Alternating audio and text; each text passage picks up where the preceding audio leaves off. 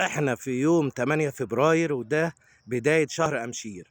شهر أمشير اللي بيبدأ من 8 فبراير إلى 10 مارس بيرمز إلى شهر أمشير إلى إله العواصف والزوابع عند المصري القديم، وهو شهر يعرف عنه تقلبات الجو وشدة الرياح واختلافها.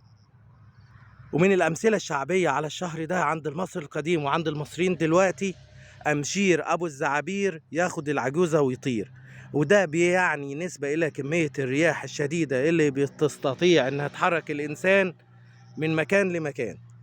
وفي مثل تاني بيقول إن جه أمشير اعجن من البير، وهنا معناه إن الإنسان المرة دي بعد انتهاء شهر طوبة بيستطيع إنه يلمس المية بشكل طبيعي، وبتنتهي البرودة القاسية، وبيستطيع إن هو يمارس الحياة الطبيعية بتاعته.